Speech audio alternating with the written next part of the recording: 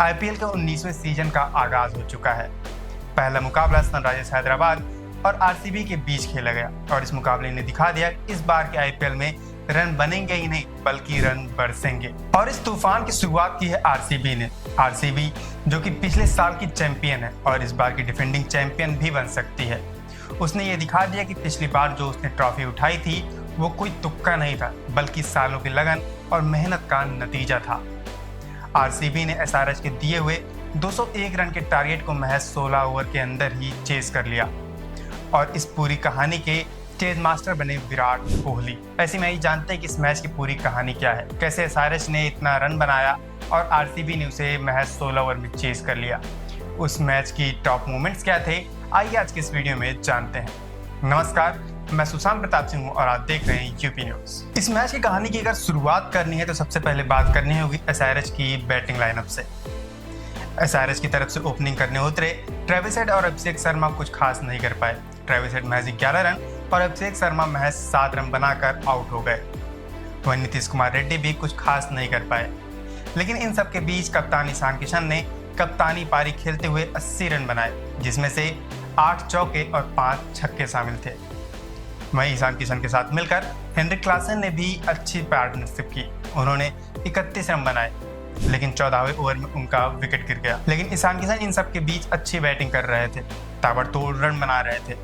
लेकिन 16वें ओवर में एक कैच ने पूरा माहौल बदल दिया और एसआरएच के लिए 15 से 20 रन कम हो गए। दरअसल 16वें ओवर में फिल सॉल्ट ने ईशान किशन का बेहतरीन कैच लिया, जिसे देखकर दर्शक भी हैरान रह गए। वहीं इसके बाद एसआरएच बैकफुट पर आ गई और 20 ओवर में महज 200 रन ही बना पाई। वहीं इसके बाद जब आरसीबी चेस करने उतरी तो उनका इरादा एकदम साफ था कि मैच को लास्ट तक नहीं ले जाना, बहुत पहले ही खत्म करना है।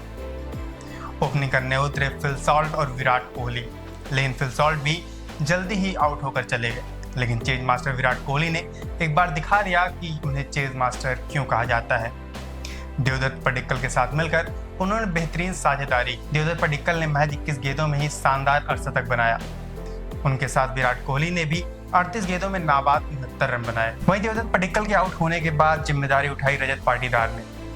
कप्तानी पारी खेलते हुए उन्होंने 31 रन बनाए और इतनी तेजी से रन बनाए कि रन रेट को कम नहीं होने दिया। और इसके बाद फिर 16वें ओवर में ही विराट कोहली ने हर्षल पटेल के ओवर में एक छक्का और 3 चौका लगाकर इस गेम को ही खत्म कर दिया। और ये सिर्फ एक जीत नहीं बल्कि एक स्टेटमेंट है कि डिफेंडिंग चैंपियन बनने के लिए उतरे आरसीबी एक बार फिर से पूरे फॉर्म में है। वहीं अगर बात करें कि 200 रन बनने के बाद भी आरसीबी ने जिस आसान तरीके से चेज कर लिया, क्या गेम उतना ही आसान था या फिर एसआरएच ने कहीं कोई गलती की जिसकी वजह से उन्हें इसका खामियाजा भुगतना पड़ा? तो इस मैच में एसआरएच के पीछे रहने की वजह उनकी बॉलिंग लाइनअप है, जहां आरसीबी एकदम बैलेंस दिखी। उनकी तरफ से रोमारियो सेफर्ड और जैकब डफी ने 3-3 विकेट लेकर एसआरएच को बड़े झटके दिए और उन्हें 200 रन पर ही रोक कर रख दिया।